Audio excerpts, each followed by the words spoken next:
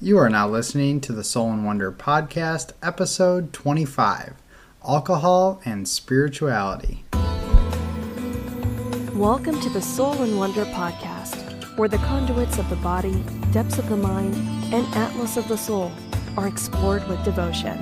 Through cultural exchange, Christopher and Sara and their guests will deliver sacred wisdom from around the globe, uncovering the hidden gems of conscious living and holistic healing, all to empower you on your journey of self-discovery. And now, here are your hosts, Christopher and Sara. Thank you for tuning into the Soul and Wonder Podcast.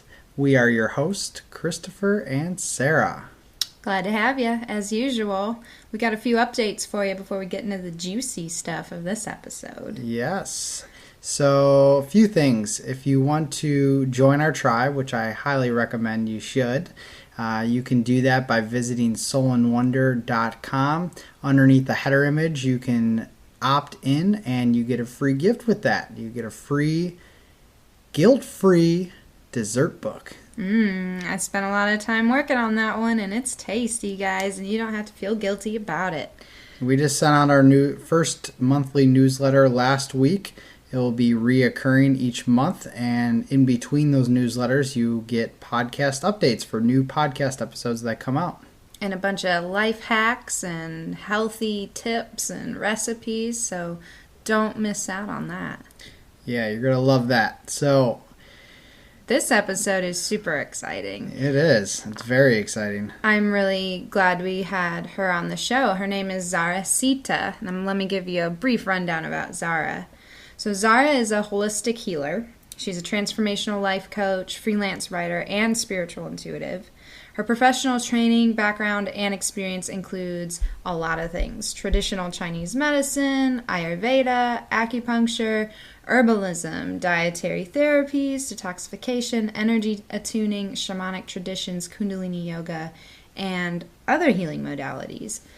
So Zara healed herself naturally of several complicated health issues, including cancer, and now helps teach and guide others how to do so as well. She's currently living in Costa Rica with her children and beloved animal companions, and I'm super jealous because I love that place.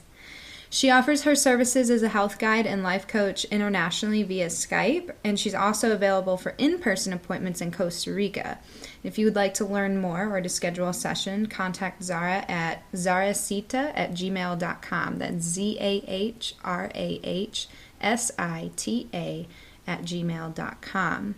And we're extremely excited to have her on the show because she wrote a very interesting blog post that exploded all over the internet. She'll even express her astonishment at how much people really enjoyed it. All about alcohol and the spiritual ramifications of consuming it. Now, as you know, Chris and I really get into the physical aspects of drinking, whether that's alcohol, coffee, all kinds of stimulants and depressants, but she takes it up a notch and goes into the spirituality of it, and I think that you guys will find this one quite interesting. Yeah, it was a very unique twist on alcohol, and it was really a very interesting and fresh perspective, which I really enjoyed, and I'm sure you will too.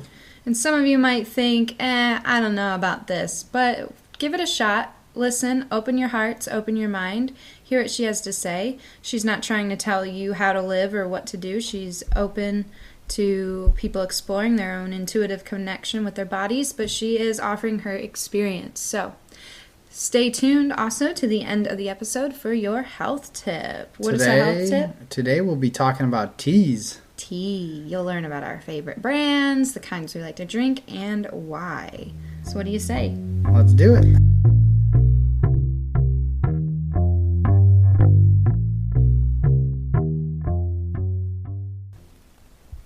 Welcome back, ladies and gentlemen. Super excited to have Zara here with you. We're happy to have you on the show with us, Zara.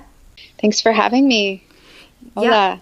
Yeah, hola. She's all the way in Costa Rica, enjoying it there while we're here in Charlotte, North Carolina. I miss Costa Rica. We got to make it out there sometime, Chris. Absolutely. So I'm super excited about this topic because when I got on my Facebook feed the other day, I looked online and I had like 10 friends share this article called Alcohol Consumption and Spiritual Possession. And it was really intriguing, of course, so I clicked on it. And I think I had read it from the Event Chronicle and noticed it had been shared quite a bit. And it was a topic of interest because as holistic wellness practitioners, Chris and I obviously educate people on the negative health ramifications of alcohol, especially overconsumption of alcohol. And we were waiting for the right time to bring in the spirituality of it because some people aren't ready to receive that just yet and others are. And so when I read your article, I got really excited because I thought, this lady knows exactly what she's talking about here, and we wanted to get you on the show. So I'm super pumped to talk about this. Do you mind giving a brief description on what your article is about for our listeners that maybe have not read it? Sure. So the article originally titled The Spiritual Consequences of Alcohol. It was first published in the Costa Rican News, and then it was published in several other places, Waking Times and The Mind Unleashed and Before It's News. And from there, I guess it went to the Event Chronicle and some other places that I don't know a whole lot about. Originally, it was inspired by looking into the etymology of the word alcohol, and etymology meaning the roots and the history and where the word comes from. And so I had some spiritual experiences from childhood around people drinking alcohol. And then I was also given a vision that showed me some confirmations of things that I had seen. And then later was reading some of the work of Paramahansa Yogananda, who shared a teaching that was very much like the vision that I received. And so when Jason Christoff, who is a health writer, he wrote something about the etymology of alcohol, and it just got me thinking about it and got me inspired to write an article about it. And I had no idea that it would become such a sensational piece, and that it would be shared so much and republished and talked about, and that it would affect so many people. But it says a lot to me that everyone is in some way affected by alcohol in our society. And so there's a lot of people who've had these experiences that I wrote about, but haven't had a conversation or a language to put it into. And so that's why partly why I think that it really took off in that way. Absolutely. And as a clairvoyant, you've had your own experiences with seeing this, these experiences happen. So do you mind maybe explaining to some of our listeners what that would look like to you?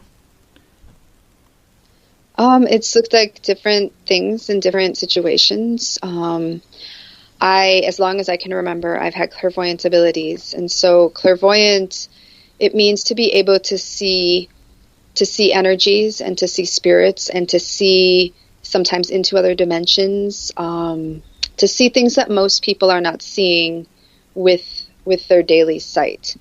And so as a child, I grew up in an environment where there was a lot of alcohol use. And I would see things. Sometimes I would see these, what seemed like mischievous or malevolent type of entities hanging around the people that were drinking a lot. And more than just seeing them, there was a feeling, because I'm very empathic, and so I can feel my environment, I can feel energies, I can feel other people's intentions, their vibrations. I can tap into that and feel it, perceive it. And so I could feel just an uneasiness whenever these beings were around. I didn't, that was the understanding of it. I didn't enjoy the feeling of how their presence was around me. And so that was from being really young and perceiving those energies. And then later, very clearly, I remember watching the eyes turn into what looked like other beings' eyes, right before me, and someone that I was looking at, or their voice changed, like drastically changed. Their personality would change, and I would see different energies come alive in them that was brought in through the intoxication state. That's intense.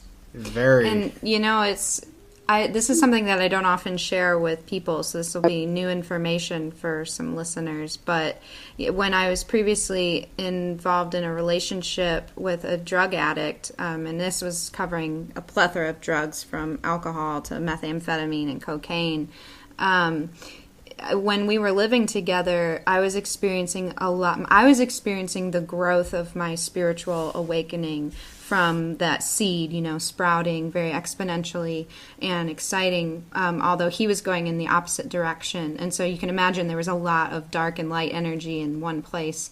And I was experiencing a lot of things that I didn't understand until, reading your article and reading more about this sort of thing. It all started to make sense to me, the experiences I was having in that household, a lot of like shadow beings and a lot of astral experiences with like dark entities starting to try to almost like an energetic vampire towards me, even though I wasn't as deep into this drug world as he was. And there were many times where his face just would completely change. And I swear that there was this one time that I thought he was going to kill me. And it wasn't him though. And if I told that to someone else, they would be like, what? No. Like, what do you mean it wasn't him? Like, it was not him. And I can't explain that to anyone unless we're having this conversation. Yeah, it's not just alcohol. There's a lot of programs running in the consciousness of the people. And so it's being played out in the actions of the people.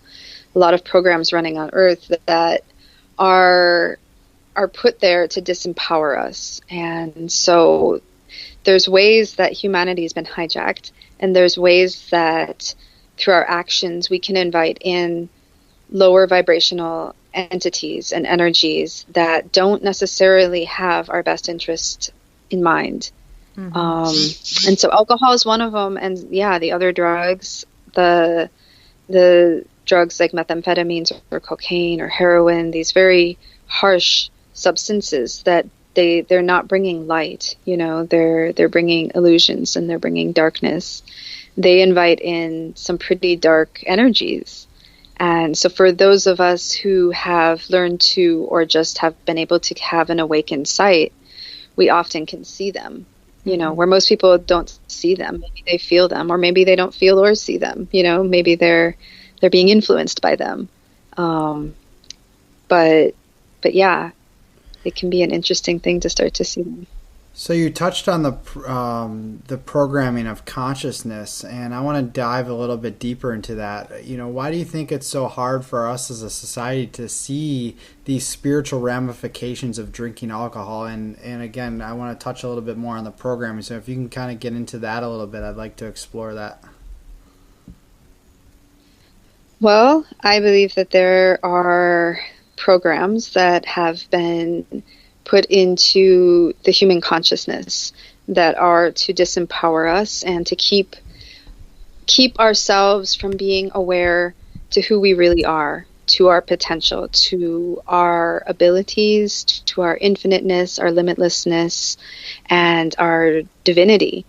And it's based on this model, this idea of a slave culture, and that human beings are sleeping in a sense, and they're unaware that they're living lives as slaves, very much committed to being subservient to a system that keeps them disempowered, where a very small percentage of that system or those involved with the system are actually benefiting, that are actually profiting from it, and other people are losing, basically. And so when I talk about programs running, and this is what I'm talking about, is a whole system of ideas that has been pushed upon, presented upon, injected into humanity's consciousness.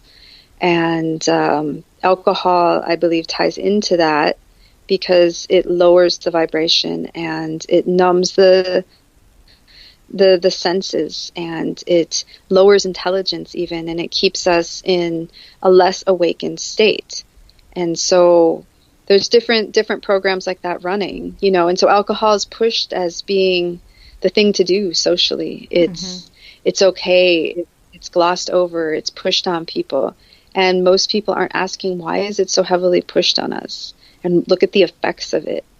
And so if someone wants to be on this awakening path and they want to really embody their empowerment, why? So they can be healthy and free and living in prosperity and joy and being of service. If they want all of those things, they have to walk out of that slave program, and they have to start looking at the things that kept them in a place of bondage, in a disempowered place. And personally, what I've been shown and what I've seen is alcohol is one of those things, that it keeps people less intelligent, it keeps them disempowered, and it keeps them in a more slave bondage state of living and being. Ultimately, there's choices on the path. And a lot of the work that I do is about empowerment, and it's about awakening. And so one thing that I'm asking people often is, how bad do you want that? How bad do you want to live an authentic life? And how much are you committed to creating alignment with your soul's purpose and awakening and the journey of awakening? And for those that are, they're going to have to ask those questions deeply.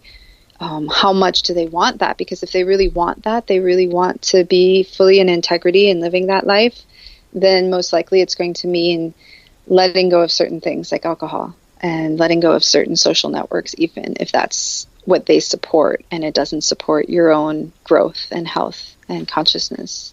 Absolutely. And it can be so intimidating, to leave what's comfortable. It can be so scary to, change habits, because you recognize that your whole lifestyle is about to change. And some people on the subconscious level just are not equipped, at that moment to take that on. But then, once we break free of those self-sabotage cycles, so much comes into us, it's like our hearts just burst wide open. And it's, I look at my life that I used to live, it's like a past life, even though it's in this incarnation. It's like it's night and day, and just being able to live the dream and be in love with yourself. And I'm lucky to have that as well with my husband, and it be genuine and just so full of light, and helping people do the same thing, with their lives, and realize that sometimes we do need to just, like you said, let go of that which no longer serves us, and admit when certain environmental, when a certain environment is not serving of us anymore, and being okay with cutting ties and moving forward for what's best for our highest good. Yeah. But, I know there's going to be a lot of people listening to this right now who are thinking, well, what about one drink? What happens? What's one beer isn't going to hurt me? Or what about one glass of wine? What's your opinion on that? My opinion is that we all need to learn how to make decisions, and we all need to learn how to tune into truth. And so to live in a state of empowerment and to understand how to make the best choices, we need to tune into our intuition and to our inspiration. And we need to tune into that place where we know what truth is. And that's ultimately what intuition is. It's what feels like truth to us. And so it's not for me to tell anyone if they should drink one drink or no drinks, or it's not really. I shared an experience, and I shared a look at something that encourages others to look at it. And from there, I encourage them to make in-tuned decisions. And so we all have to be in that place of sovereign empowerment. And so we find truth within us, we find God within us, we find our deepest source of power within us. And so taking time to just tune in, and whoever's asking that question, by doing that practice, they'll know the answer. It's not for me to say. I know the answer for me. Mm-hmm. The answer for me is I don't drink alcohol. I don't drink any alcohol. It doesn't really have a purpose in my life in that way, in any way, really, other than as something that I can share my experiences about and teach others some different perceptions about, perhaps, or different approaches to it. But I think everyone needs to make their own intuitive and inspired decisions that come from their own relationship with knowing truth. I'm really glad you mentioned that approach. That's something that we support with our, Eat to Thrive wellness program, is while during the program we give them a chance to wipe the slate clean, the reintegration phase at the end of the program is to help them understand their intuitive connection with foods, not telling them you can't eat this, you shouldn't eat that, but what is your body responding to in a positive and negative way, and how are you interpreting that for yourself on an emotional, physical, spiritual level, and how can this benefit you? Let's go down this road together, and you're the captain of the ship. And it can be difficult, at times when we want to view our lives and others through our own lenses, and you're a coach, so, you understand that, having to put our own perceptions and experiences kind of at the door while we allow others to explore theirs, and from a completely unbiased nature. But I think that was a really well-informed answer that you gave there about how no drinking is the path you've chosen, but that others will have to intuitively connect with themselves. Yeah, definitely. I think that's ultimately the formula I hope everyone can adopt for all parts of their life. So we would like to open it up to you, and if there's some other things that, best practices that work for you, or other things that you'd like to share with the listeners, you can really dive into anything you want, but feel free to kind of open it up and share whatever you'd like. In ways that our listeners can sort of spiritually protect themselves if they're feeling a little bit, disheartened from this conversation, as some of this information might feel a little bit intimidating. What are some positive ways that people can spiritually keep themselves protected? Our best protection is really cultivating our own inner light and our own inner strength. So if we can look at the teachings that have been passed to us throughout many different ages, from many different cultures and spiritual paths, and we're guided again and again to look within ourselves and to take time to go within, and that what we're seeking we'll find when we seek it within ourselves. And I back that up completely.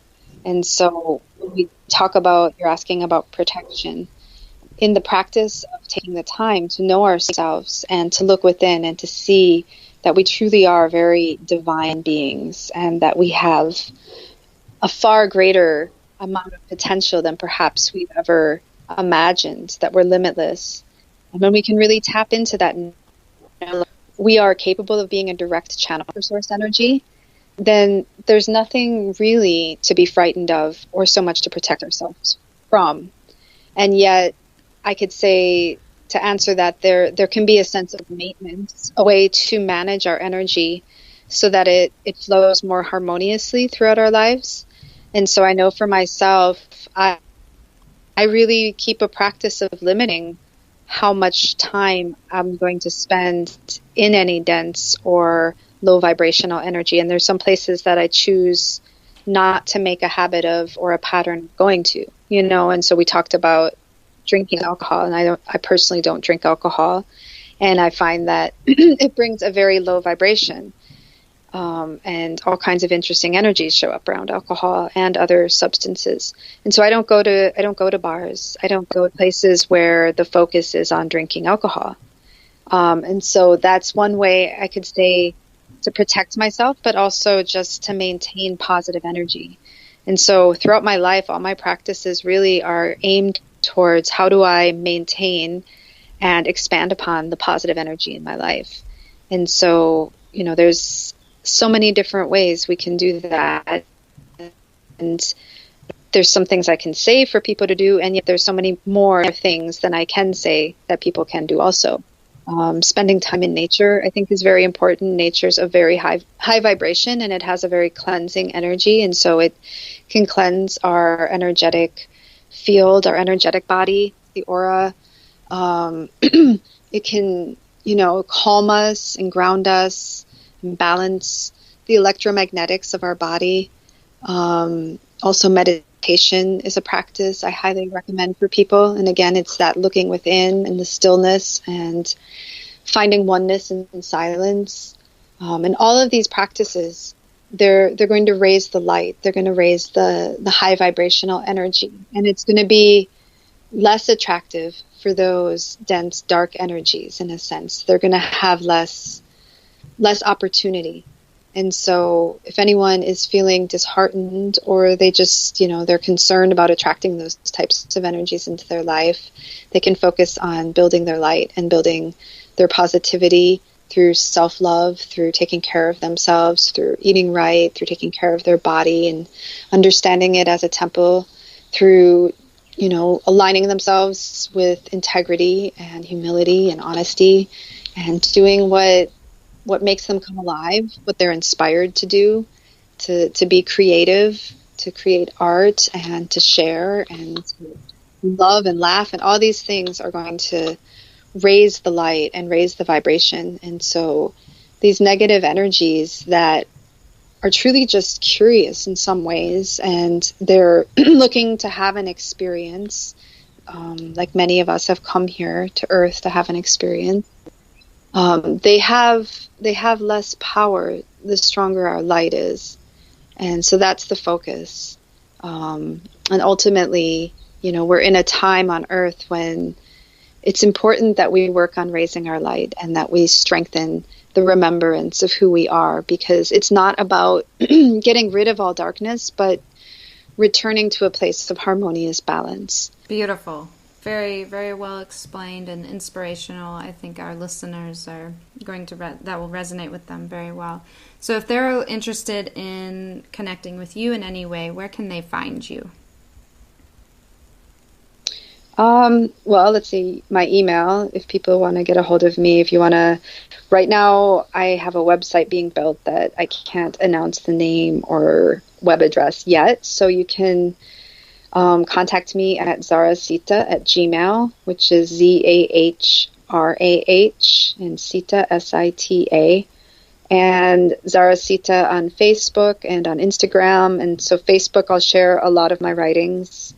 I publish each month in a couple of different places, and so I'll usually put links to that and share that on Facebook for the writing that I do. And then for appointments for the life coaching or health guidance or anything like that, you can just email me. Awesome. Well, thank you so much, Sara. Thanks for being on the show. All right. Thanks, you guys. It's been a pleasure. Yes. Thank you. I really enjoy her perspective on this topic. And, this is something that I think takes some time to get away from if you decide to stop drinking alcohol, because as we mentioned in the podcast, it's just so socially prevalent and it's the normal thing to do. Chris and I decided to give up drinking since September of last year, where we were drinking usually on the weekends or going out and drinking with friends. And we sort of tapered off a little bit before that, but then we stopped doing the whole weekend thing. We stopped buying the bottles of wine and the bottles of beer. We have had a couple glasses since then, but we could probably honestly count on one hand how many drinks we've had since September. And the positive benefits were immediate. It was totally apparent in our physical well-being, our mental state and clarity, our spiritual strength. And anytime we would indulge in a glass of wine or beer or a cocktail for a celebration since then, it was immediately noticed how awful we felt. I mean, even just one glass just totally threw us off our game for a couple of days. So it becomes more and more apparent the further away we get from it. And I want to encourage people to, if you're thinking about leaving that social aspect behind, it doesn't mean you have to necessarily leave your group of friends. Like, we like to replace it with things like kombucha and tea. And actually, many of the bars that you do see that are popping up, they're actually including kombucha in their lineup. So if you do enjoy going out and hanging out with friends, going to watch some live music or whatever, check if the bar or restaurant has kombucha for sale, because a lot of bars and restaurants are starting to do that to be inclusive to the people that do not drink. And it's a really good substitute. It tastes great and it's really good for your gut. And we're the total weird ones, when we go to a gathering with friends, we bring our tea. We bring our tea bags, we bring loose leaf teas packed into a sack, whatever it is that we want to feel comfortable and included, but still enjoy our time and respect our vessels. So this health tip of the episode is all about tea. Yeah, so we've really dived into the world of tea head first here. It's been quite some time now, but we like to explore and try different teas, different ones that come onto the market. And lately, we've been really getting into the Organic India lineup. And so their lineup is great because, number one, they're a fair trade tea company. They support all local farmers in India growing this tea. It is organic. And it's Ayurvedic. And it's a blend of Ayurvedic herbs. And Tulsi, Tulsi, also known as holy basil, is the main ingredient in all of their teas. And for those of you that do not know what holy basil is or Tulsi is, it is a wonderful herb that supports your stress.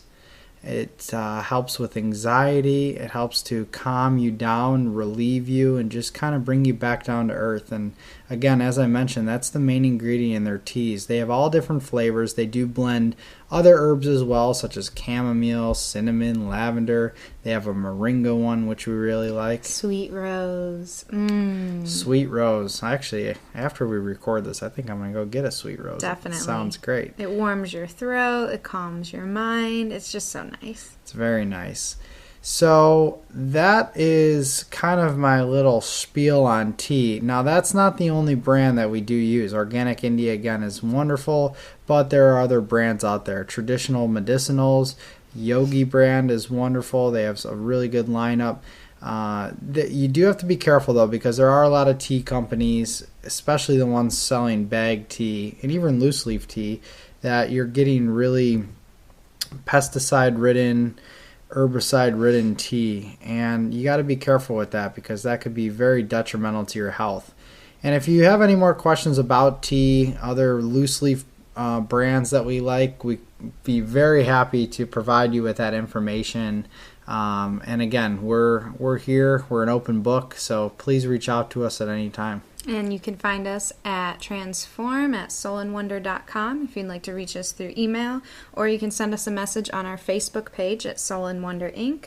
or on our Instagram. Send us a direct message at Soul and Wonder Inc. or comment on any of our photos. We'll see you guys later. Ciao.